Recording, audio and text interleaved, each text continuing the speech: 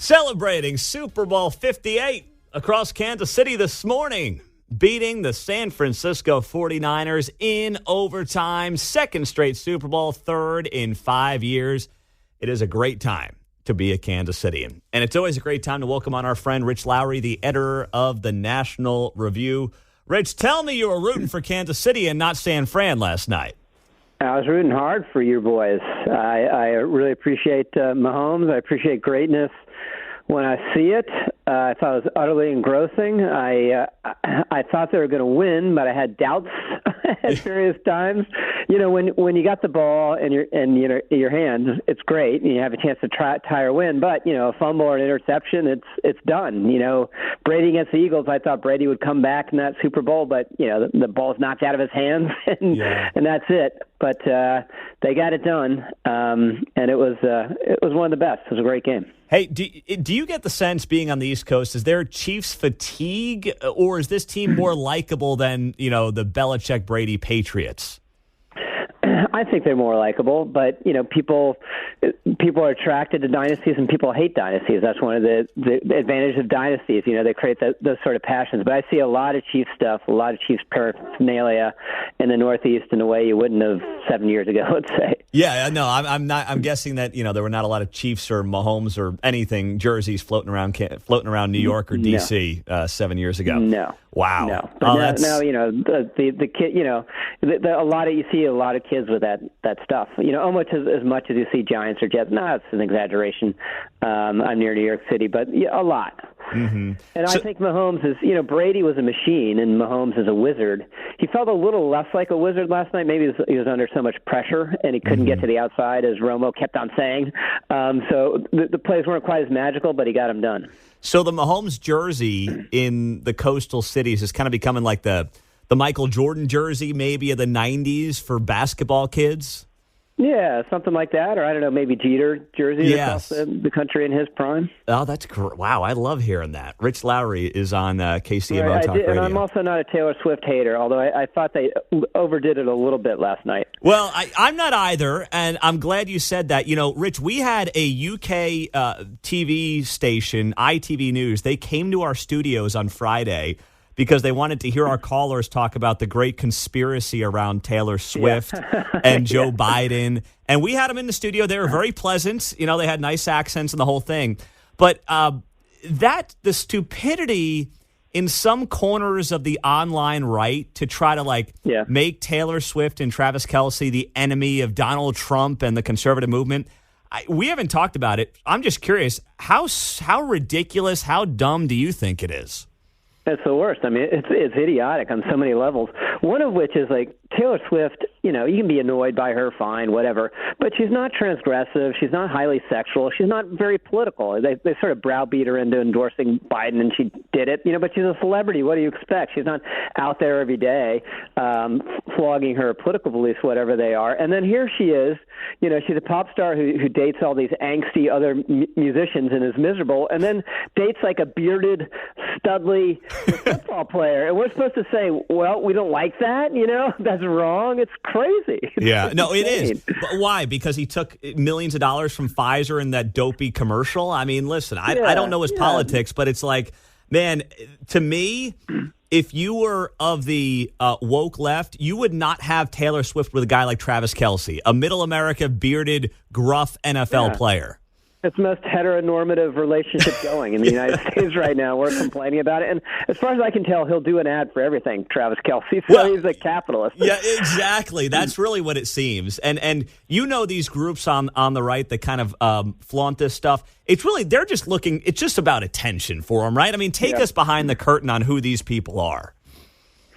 Yeah, I mean, they're mostly social media influencers, and they love the clicks and the attention, and Vivek Ramaswamy will go wherever they go, and they kind of experiment with these ideas and these memes and these narratives. And, I doubt very few of them are talking about it today because this one was exposed as ridiculous right out of the box. Yeah. Well, now, speaking of ridiculous, Rich, I mean, it's been quite a few days here when you look at the national political landscape. Donald Trump is looking at his classified documents case this morning.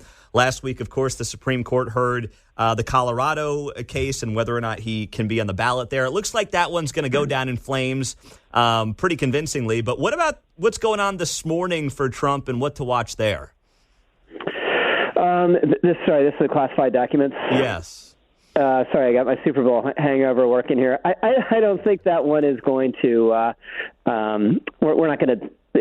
These classified document cases are so complicated. There's no way that one is going to be heard before the election. And I think there's a chance that Trump kind of tiptoes through the raindrops here. I think the January 6th one also is going to be hard to get it done before the election. That leaves Alvin Bragg to go first in that ridiculous New York case. There's a chance Trump could get off in that case. And even if he gets convicted, I don't think that's the kind of the conviction that most people are freaked out about, when they say they're not going to vote for him if he's convicted in a poll. So it could be that by hook or crook he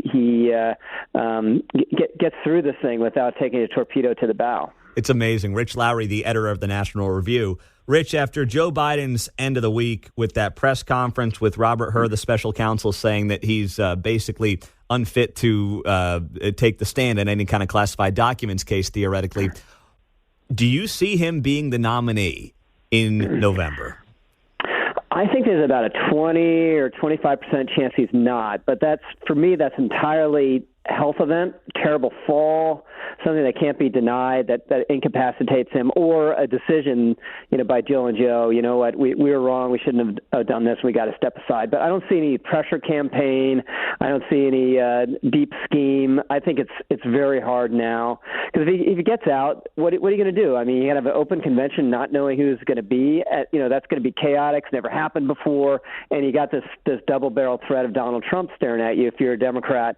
So I think they're just going to hold on, do what they've done the last couple days. This is a smear. He's performing at a high level. The economy's going well. He passed all this legislation, and just hold on for dear life. I don't think they have a good alternative. So you don't see any of this like Michelle Obama, Gavin Newsom hand off the delegates this summer and kind of call it a day? And that's not a conversation right now in Democratic power broker circles?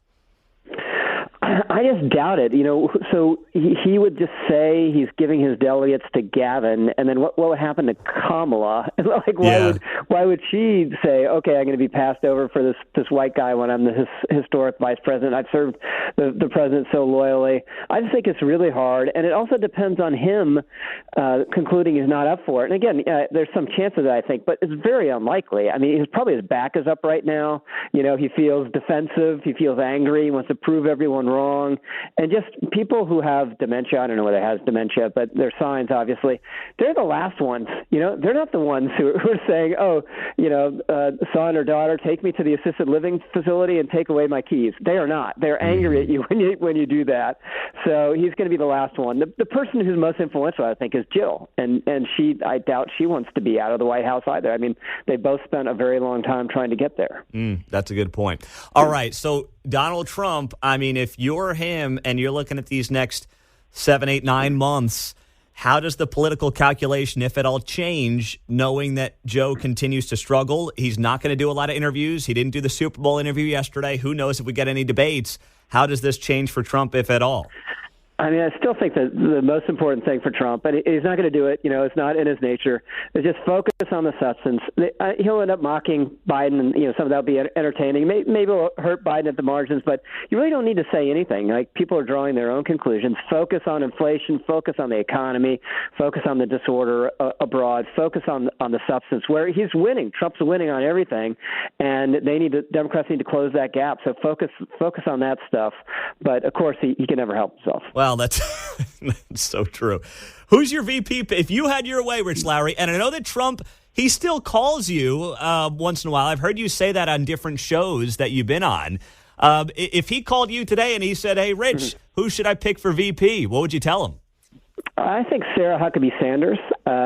She's a loyalist. She was there at a high level. She's young. She's winsome. She's a mom. She's a cancer survivor, non-threatening, could have some appeal in the suburbs, and I think you can trust her, which is a key thing. If I had my pick, I would say go with Mike Pompeo, go with a governing choice. Not really going to help you politically, but I think he'll go with someone he thinks that can help him a little bit in the suburbs, because that obviously is a big vulnerability. Well, Mike Pompeo, a Kansas guy. That'd be fun. There But you go. I think you're right about that. Well, Rich, I'm glad you were rooting for our Chiefs last night. Congratulations. Enjoy it. It doesn't last forever. That's so true. We always love having you, Rich. Thanks for the time. Have a great week. Thanks so much. All right. Rich Lowery, editor at the National Review on KCMO.